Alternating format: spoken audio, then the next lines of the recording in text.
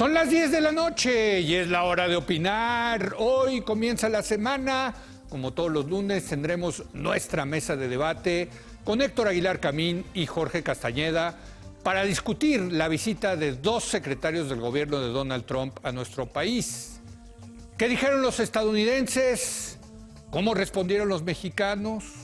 ¿Qué esperar en temas de seguridad fronteriza, migración y el Tratado de Libre Comercio de América del Norte?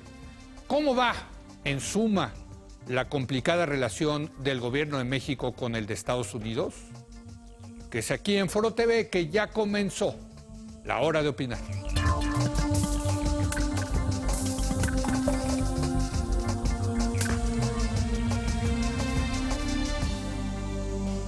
Buenas noches Héctor.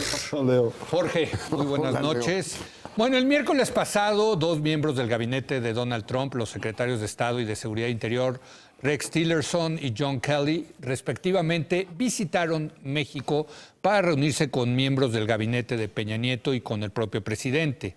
Antes de las reuniones, Trump había declarado que sería un viaje difícil para sus secretarios.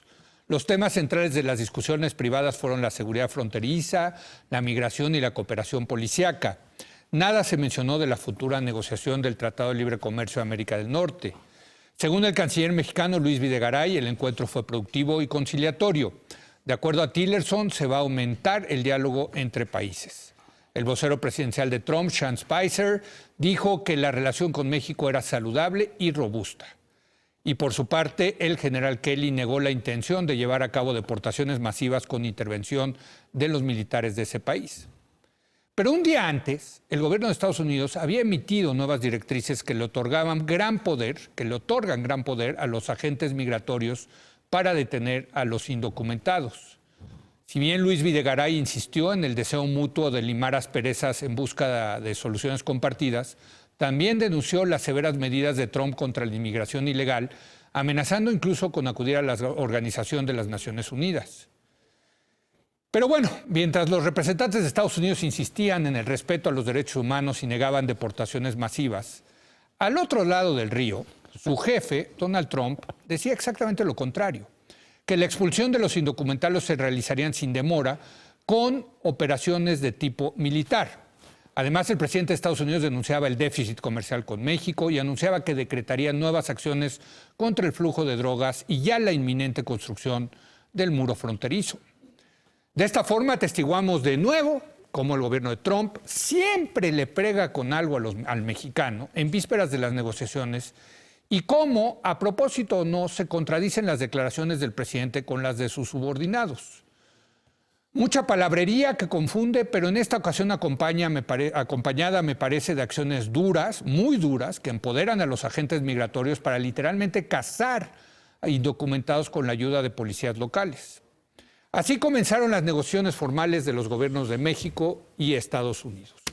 ¿Qué decir al respecto, Jorge? Bueno, muchas cosas, pero ¿por dónde empezamos? Pues ya ni sabe, uno nada más de escucharte. Es que, ¿qué cosa, no? O sea, sí es como esquizofrénico un poco, no sé. Y deprimente, la verdad, sí es algo muy adverso, donde el país se encuentra en una situación muy difícil, sin soluciones fáciles. O sea, a mí no me gustan las del gobierno. Pero debo reconocer o confesar que ni las mías ni las de otros me parecen fantásticas o viables o eficaces o geniales. No está fácil. No está fácil. La situación en sí misma es muy difícil, ¿no? Es muy difícil porque sin duda hay una parte de descoordinación dentro del gobierno de Estados Unidos, ya lo ha dicho Ildefonso Guajardo. Okay.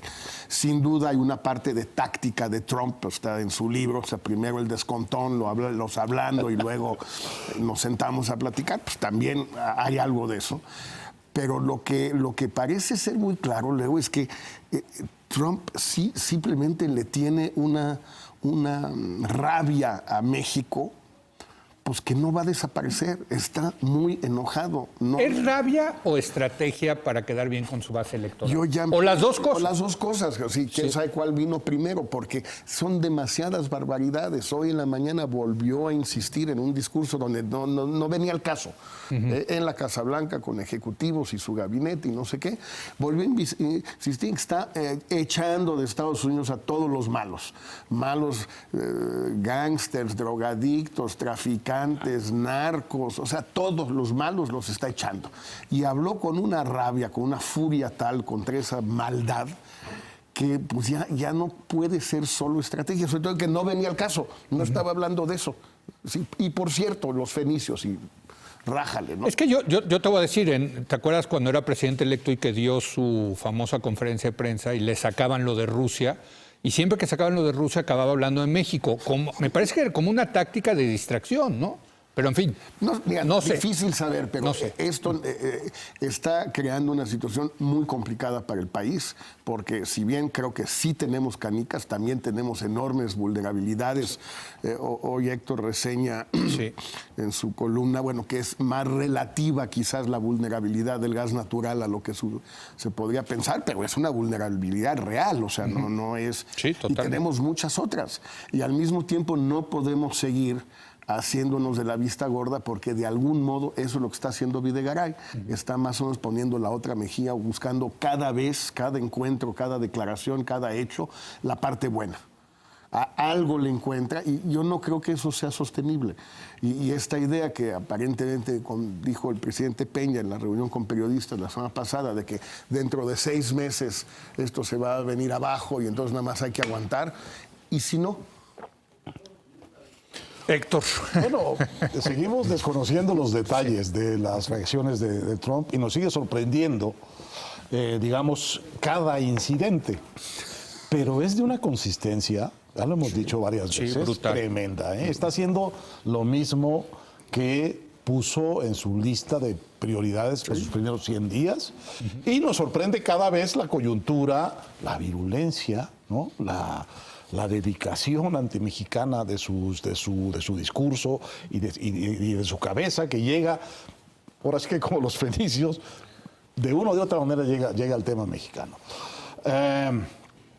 Entonces, yo creo que la primera cosa a hacer con toda seriedad es aceptar esa consistencia y prepararse realmente para lo que literalmente este señor está anunciando.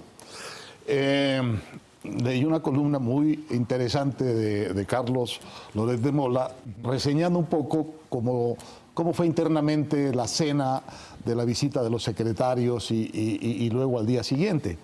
Bueno, según en la versión que tiene Carlos, los primeros sorprendidos con la declaración del presidente Trump de que había una característica, un rasgo militar en la operación, fueron ellos.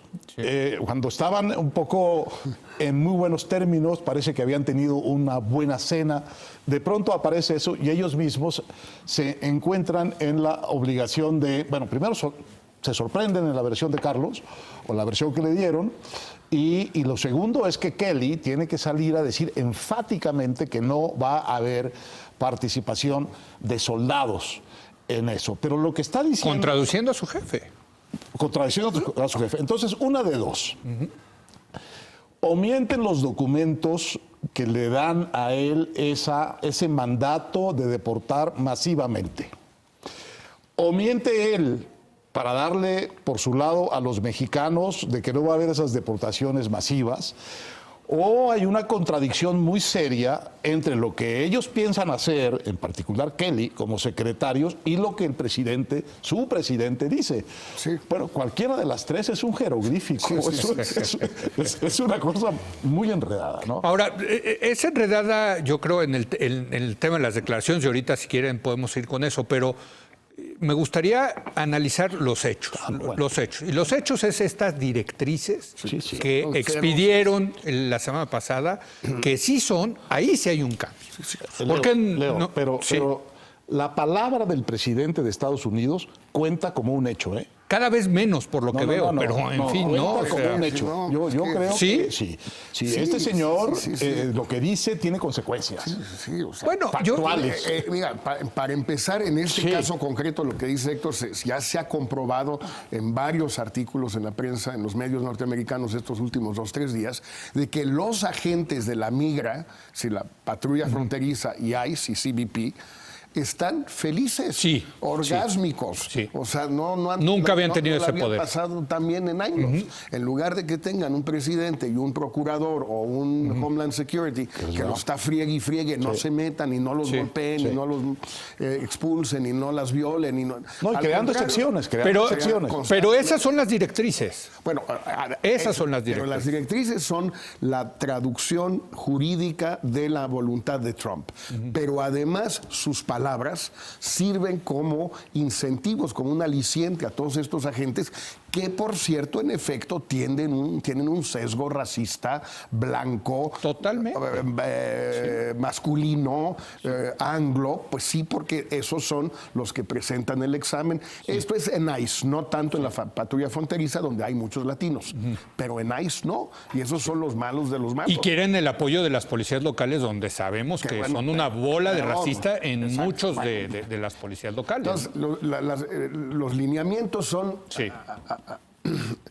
horribles, pavorosos, ¿no? Primero, se acaba lo que se llamaba el catch and release, o detener y soltar, para la gente que detenían más allá de 150, 60 kilómetros de la frontera y que llevaba más de 14 días en Estados Unidos. Sí. No porque los legalizaban ni nada, sino porque podían esperar los resultados del juicio de deportación en libertad. Los que agarraban, los que detenían, aprendían entre la línea y los 160 kilómetros, esos iban para afuera de Esos inmediato. iban pa' fuera. Y lo mismo los que llevaban menos de 2 semanas. Ahora ya todos. Sí. Luego, más... Todos, independientemente del tiempo que lleven en Estados Unidos. No, y si están en New Hampshire o da lo en mismo. Alabama o en donde sea, ¿no? Sí, da lo mismo. sí han Sí. estado menos de 2 años, continuos. Menos de 2 años. Continuos, Exacto. continuos. Así es. Menos de 2 años. Pero en cualquier Ok. parte de Estados Unidos. Ya no hay perímetro. digamos. Exacto. O sea, hasta la frontera con Canadá. Luego está el tema también muy grave, que basta con el supuesto o la convicción o la creencia Sí, increíble. o lo que tú quieras de la gente en lo individual de que el deportable haya cometido un acto que podría ser susceptible de constituir un delito, para que la gente decida que los va a echar. Es lo que le están llamando ahorita en inglés unfettered discretion, discrecionalidad sin límites. Sería una traducción, digamos, estricta. Bueno, deja en manos de la gente de la migra el decidir si el tipo, la tipa, iba a cometer un delito un acto que tal vez fuera susceptible de ser convertido en un delito. Bueno, pues ya con estos ya tienes prácticamente, como lo ha dicho mucha gente, ¿no? Está convirtiendo a todos los indocumentados en deportables. Y de preferencia sin derecho a audiencia, aunque ahí sí hay una batalla jurídica, porque eso sí es violatorio del debido proceso, que sí la Suprema Corte falló desde el 2001, que aún los indocumentados tienen derecho a eso si lo piden. Pero, hijo, entonces, estos ya no son declaraciones de Kelly o del este o del otro. Sí, eso ya está ocurriendo. Es una instrucción. Y otra cosa que lo están encarcelando. O sea, ya como se terminó el tema de catch and release, ¿no? El de deténlos y luego suéltalos, ahora los están encarcelando. Exacto. Cosa que tiene muy contentos a los Mira, operadores de cárceles privadas. Denise Merker presentó un reportaje que yo creo que es muy ilustrativo de esta nueva dinámica. Es micro, pero es bien ilustrativo, porque se presentan en un pueblo que se llama Refugio, Texas, a investigar una taquería, al dueño de una taquería que suponen que es un bad hombre, que es que tiene delitos pendientes importantes. No encuentran al bad hombre dueño de la taquería, pero ya que están ahí, empiezan a preguntar en los alrededores, van a otro restaurante mexicanón de 2 cuadras. Total, al final de la pasada de ICE, creo que o no sé si somos policías locales habilitados, porque ese crecimiento de los policías locales habilitados puede ser gigantesco. Sí, gigantesco. Un horror, porque Y esos total, sí son malos. iba malos. buscando a uno y se llevaron a 16. Sí. A 16, en unas horas. En las 3 horas que estuvieron buscando al bad hombre, que era el dueño de la taquería. Bueno, multiplícalo. Y te puede dar una idea, sin ejercicio de violencia, de la increíble hostilidad y de la increíble incertidumbre de los mexicanos que están ahí. Por cierto, de los 16, 3 tenían papeles. Igual se los llevaron. Se los llevaron. Para just to No, check. bueno, y es un tema lo hacen con perfiles racistas, o sea, porque los Entonces, ven morenos, Bueno, hombre. si tú tienes una política de redadas, de racias, Sí, la nazi, pues, Sí. no puedes hacerlo más que a través del racial profiling. O sea, Exacto. no hay otra manera de hacerlo. Ahora. No puede ser por el idioma, no puede ser por... porque son morenos. Ahora, esos son tus candidatos. Déjame decir, de las medidas o de las respuestas que Jorge ha sugerido, en efecto, todas son riesgosas, todas tienen su problema, pero esta en particular, en la que has insistido, que por cierto adoptó Videgaray en parte de su discurso la semana pasada, me pareció bien interesante. Este asunto de poner la carga de la prueba de que el deportado es mexicano en las autoridades estadounidenses, me parece que sigue siendo precisa y sigue siendo viable y puede ser tremendamente efectiva. En el mismo programa, creo, Que cuenta eso, por eso que, está muy bueno. de Denise Merker, apareció una entrevista con un agente de migración mexicano y le preguntaban cómo identifican, cómo deciden ustedes que que le están trayendo es mexicano. Y dice el agente de migración mexicano, lo interrogamos, le hacemos preguntas que nosotros sabemos que solo los mexicanos conocemos, por el acento nos damos cuenta de si es de aquí, si es de allá. Lo mismo hacen en Tijuana cuando llegan los vuelos. Bueno, pero por entonces, cierto. Tienes Benito Juárez, y Sí, canta pero- el himno nacional. Entonces, la identificación depende de la colaboración del agente de migración mexicano. Lo que Jorge sugiere, y a mí me parece que es apenas razonable, es que en lugar de colaborar, la palabra se oye muy feo, pero eso es lo que hacemos. Es lo que hacemos. En lugar de colaborar, decir, no, yo no voy a hacerle pruebas a este señor que usted me trae. Usted, agente de migración estadounidense, me demuestra de un modo fehaciente que el señor que me entrega es mexicano. Creo que es impecable. Pero, hijo, es bueno, que eso puede llevar a... Pues no hay, pues se regresa a la cárcel en Estados Unidos.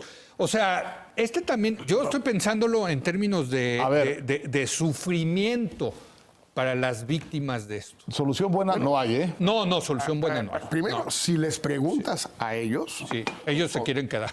a ver, entre que me manden a Michoacán o que me metan a un centro de detención aquí para ver si la libro, no hay... Esa podría ser la primera pregunta del agente de migración mexicano. Oye, ¿tú te quieres regresar? ¿Sí o no? No. A ver, señor agente A ver, estadounidense, demuéstreme que Mira, Este compa es mexicano. Con Eunice Rendón, que tiene muchos contactos ahí en migración, estuvimos tratando de preguntarle al director del INAMI, a Artilio. Bueno, a ver, ¿cuál es el protocolo que tienen estos agentes? ¿Cuál es su cuestionario y qué hacen? No hay manera que te digan, porque son usos y costumbres. México nunca le pedía a los norteamericanos que nos comprobaran la nacionalidad de los deportados. Ni en Operación Wetback en 1954, Sí, no, ni entraban cuando terminó el programa Bracero, nunca. En parte, con razón. ¿Por qué? Porque 99.99% de los indocumentados en Estados Unidos eran mexicanos. Ya no. Ya no. Ya no. Y de los deportados, menos ahora. Entonces, pues lo menos que podemos hacer, primero, porque no nos toca, pero segundo, para entorpecer el sistema. ¿Y por para qué no? meterle ¿Y por qué barrotes no? en las llantas de la bicicleta. A ver, déjame, porque me hacen mucho esta pregunta. Yo tengo mi propia respuesta, pero se la pongo a ustedes. Porque muchos me comentan, oye, pero Estados Unidos tiene el derecho de expulsar, de deportar a la gente que entró de manera ilegal a su territorio. ¿Por qué los defienden ustedes tanto? A ver, yo tengo mi respuesta, pero me gustaría que también quede clara aquí. A ver, Jorge. A ver, son dos cosas Sí. distintas. Primero, tienen el derecho a deportar a las personas que finalmente se puedan deportar, después del razonamiento que sigue, a su país de origen. Sí. No al país contiguo. No, eso sí. Y por tanto, si quieren deportarlos al país contiguo, que se llama No, México, eso sí es. tienen que demostrar que son mexicanos y lo tienen que hacer ellos. Totalmente. Pero lo más importante, Leo, es que aquí hay un tema de derechos humanos. Y el tema de derechos humanos es que tú, al deportar a alguien, por ejemplo, con hijos en Estados Unidos, hijos norteamericanos, o con una esposa norteamericana, o de nacionalidad norteamericana, o a unos hijos indocumentados, hijos de padres naturalizados. Estás separando una familia, que es un concepto básico del derecho internacional humanitario y de todas las convenciones de derechos humanos desde la Declaración Universal de 1945. Que tú no debes y no puedes separar a las familias, a menos de que se hayan cometido delitos graves, y tiene que haber una proporcionalidad. Entonces, si hay un chavo que se pasó 18 años, mexicano, lo agarran, ¿sí a él sí tienen derecho a deportarlo a Estados Unidos? Aunque lleve 2, 3 años. Depende qué ha hecho. Depende No, trabajar como mulas, que es lo que hacen. ¿Por qué no? Si está ilegal en Estados Unidos. Estás separándolo de su familia. Si estás No, solo, pero el él chavo, está solo, el chavo, digamos. Todavía ahí puedes discutirlo, aunque tiene derecho a debido proceso. Tiene derecho a demostrar en Estados Unidos si tiene raíces en ese país, si no tiene antecedentes penales, si tiene relaciones, lo que llaman stakes, creo. Creo que son stakes o algo así. O sea, tiene activos. Digo, yo lo pregunto porque también hay que decir que México también expulsa y deporta a todos los ilegales. O sea, son dos derechos distintos. El derecho del país que deporta, de acuerdo con sus reglas, pues es un derecho, digamos, soberano, de no querer tener un ilegal o un criminal en su territorio. Y el derecho del país que acepta la deportación es distinto. Sí. Porque tú no puedes admitir que te deporten a quien sea. No. Si tú te molestan aquí unos personajes, digamos, árabes, tú no puedes deportarlos a Estados Unidos y obligar a Estados Unidos a que acepte a estos deportados árabes. Pero el derecho en Estados Unidos de deportar gente sí, que pero es paralelo y enfrentado con el derecho mexicano de recibir solo a los deportados que sean mexicanos. Claro. Y entonces viene el tema de la carga de la prueba. Sí. Este es el argumento de los derechos enfrentados. Digamos, tú no tienes por qué aceptar a un deportado que quien lo deporta no te demuestre que efectivamente es mexicano. Esa es la primera. El argumento de más fondo, y ojalá se volviera realmente como un alegato que llegara incluso a la Suprema Corte estadounidense, es el tamaño de dolor, de infelicidad, de injusticia elemental que implica separar familias por razones de una ley migratoria. Entonces, subordinas el supuesto constitucional estadounidense de que todo el mundo en ese suelo tiene derecho a la búsqueda de la felicidad, subordinas ese principio enorme, generoso, etcétera, a una ley migratoria que te dice, pero tienes que tener un papel para estar en este país. Entonces, ahí hay una contradicción de derechos que es un poco interesante, que llegará, una calidad va a llegar. universal que además está en los códigos internacionales, etcétera, frente a una legislación específica nacional. Nos tenemos que ir a una pausa, perdón, pero si quieren regresamos con eso. Vámonos rápido, una pausa y regresamos.